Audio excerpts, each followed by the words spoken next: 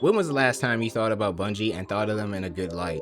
Probably a while, right? From sunsetting Destiny 2 to laying off a massive amount of their employees recently, it's looking pretty rough for the once beloved studio. But before we get into their current struggles with Sony, we first have to go over their beginnings, their peak, and their current point now. Starting with where it all started. After creating a Pong clone known as what the hell? Bungie was founded back in 1991 by a man named Alex Seropian. He later developed a game known as Operation Desert Sandstorm, releasing in June of 1991. He was later joined by a programmer named Jason Jones, and together they created two games known as Minotaur, The Labyrinth of Kret in 1992, and Pathways into Darkness in 1993. Both games, especially Pathways into Darkness, was a great success for Bungie, but they were able to hire new staff as well. Afterwards, they were developing a planned sequel to Pathways into Darkness, but then later on it developed into a little game known as Marathon. No, the old one, not the new one. We'll get into that later. Marathon was shown at the Macworld Expo in January 1994 and later released for Mac computers in December of the same year. The game was both a critical and commercial success and brought a ton of attention to the gaming scene on Mac computers at the time. They would later make two sequels known as Marathon 2 Durandal and Marathon Infinity in 1995 and 1996 respectively. A little later, after the success of the Marathon trilogy, Bungie decided their next game would actually be a real-time strategy instead of a first-person shooter. This game will release in 1997 and be known as Myth: The Fallen Lords, and will actually be their first game to release on both PC and Mac in the same day. The following year in 1998, a sequel to Myth, Myth 2 Soulblighter, and an anime-inspired third-person action-adventure game known as Oni was announced at E3 of that year. Myth 2 will release that same year and end up having 200,000 copies recalled due to a bug that wiped players' entire hard drives on their computer. Make sure to keep that in mind for later. Oni will release in 2001, and while not having too much success at launch, it did gain a cult following over time and became a pretty underrated gem. However, around the time Oni was being developed, a certain other game would rise up and further solidify Bungie as a juggernaut.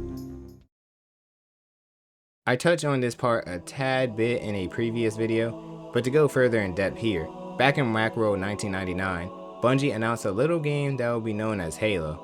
The game was envisioned to be an open-world third-person shooter, with various gameplay features such as weather cycles and light elements of destructible environments. The game would later be shown at E3 in the year 2000, still slated for release for PC and Mac computers.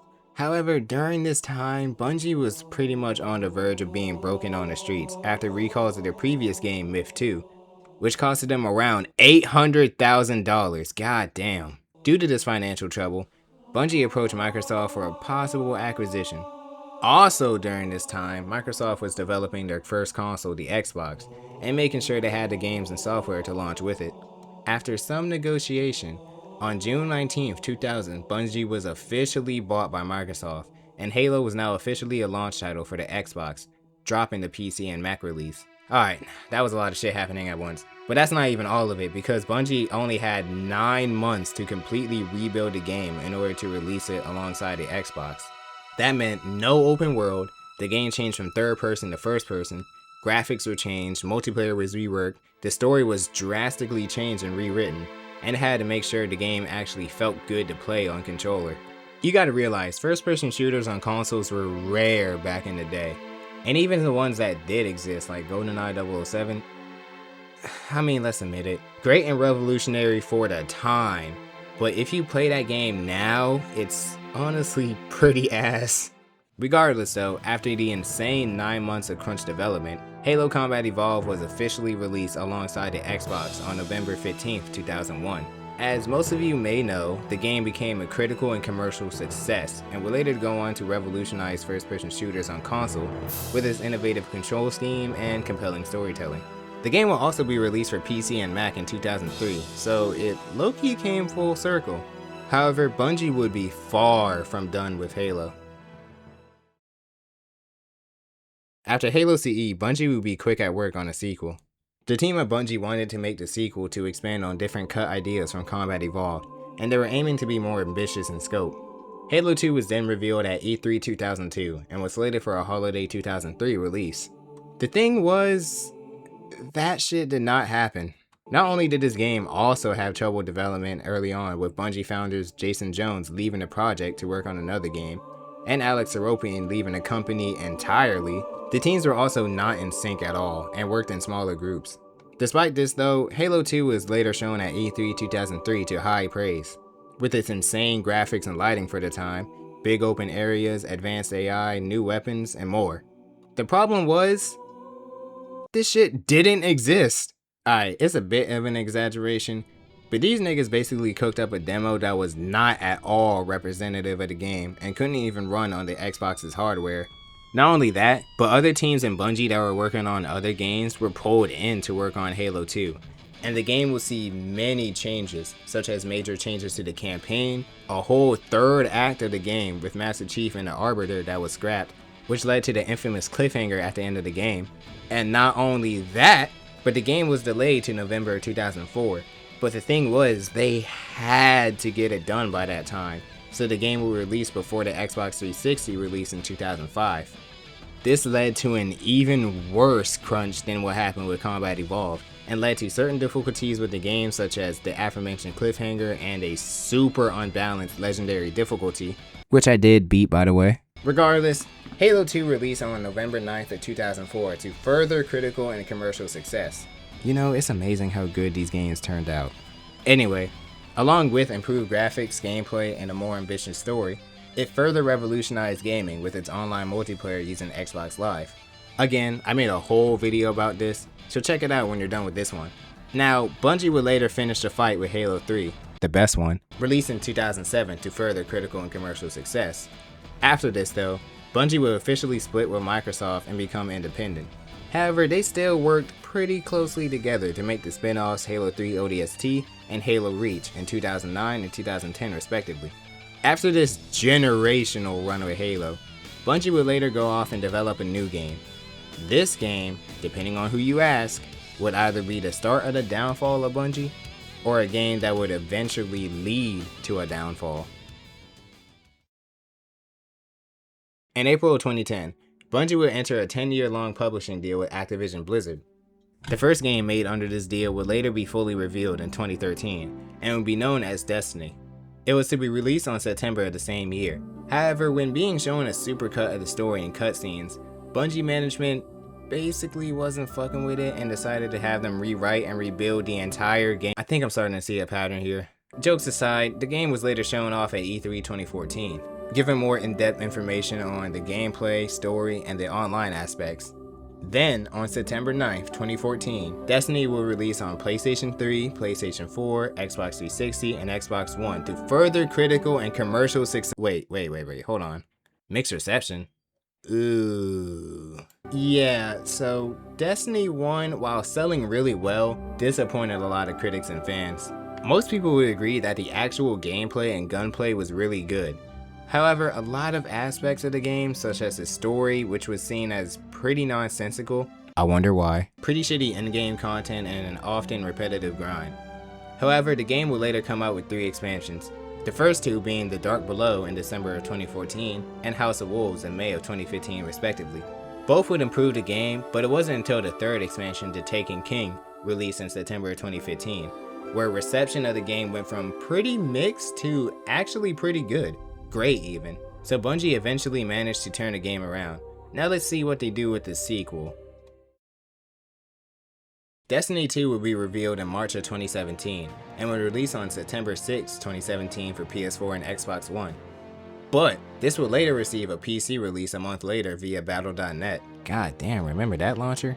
Anyway, while Destiny 2's reception on release was definitely better than the first games, especially with its story, it still suffered from some of the same issues as Destiny 1, such as a lack of in-game content. Although, this is where things get a little more interesting, for better or for worse. Anyway, the first 2 expansions for Destiny 2 were okay, but it wasn't until Forsaken where the game really started to shine. God damn, 2 games in a row and they needed the 3rd expansion for it to get good? After this expansion, this is where things start to seemingly turn around for Bungie, as in January 2019, Bungie officially splits from Activision Blizzard, and it would once again become an independent company. That same year, they would bring the game to Steam, make it free to play with their first 2 expansions included, and release his 4th major expansion known as Shadowkeep. Although the Shadowkeep expansion had pretty mixed reception from fans, it seemed like Bungie might be able to turn things around for good now that they were independent and have full creative control, right? Right? About 2 years after the release of Destiny 2's 5th expansion, Beyond Light, Bungie made an insane announcement. On January 31st, 2022, Bungie would be bought by PlayStation for a whopping $3.6 billion. Looking back, I'm not sure if that investment was worth it, but we'll get into that later. After the acquisition was approved in July of that year, this is when Bungie started to gear up for their next game. Their first new game in almost a decade since the Destiny franchise started. So in May of 2023, during a PlayStation showcase, they will reveal their next game known as, oh shit, Marathon. Yep, a new entry in the Marathon series, which definitely surprised me at the time.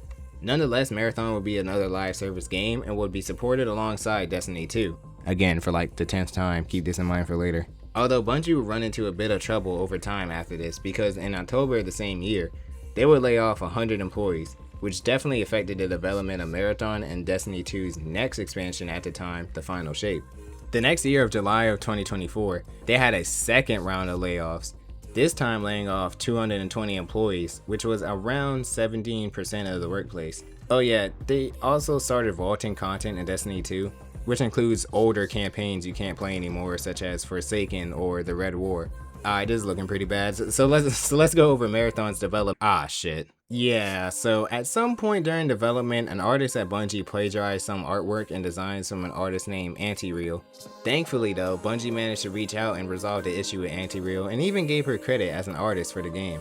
Alright, so after all of this and a few delays, fast forward to March of this year, and Marathon will release for PlayStation 5, Xbox Series, and PC.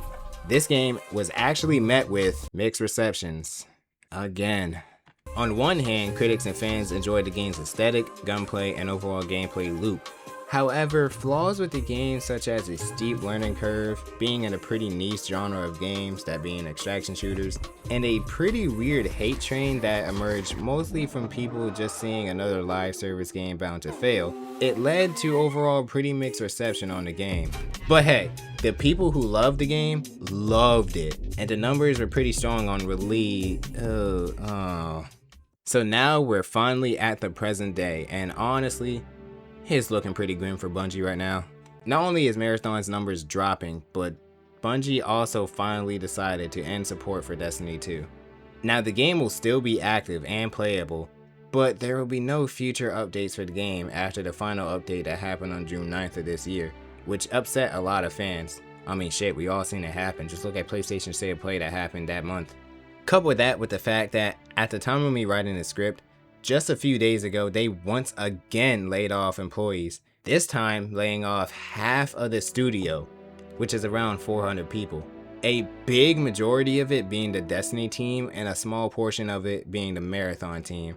It makes me wonder what Sony was even thinking when they bought Bungie. I mean, like I said earlier, the over $3 billion investment didn't really seem worth it. Correct me if I'm wrong, but if I remember correctly, they wanted to use Bungie's experience in the live service market in order to hopefully make more successful live service games. But if you look at Sony's track record, it seems to be going pretty well for them. I can't even keep a straight face reading that part. You could say they wanted the clout of owning Bungie, who once developed Halo and worked for Microsoft.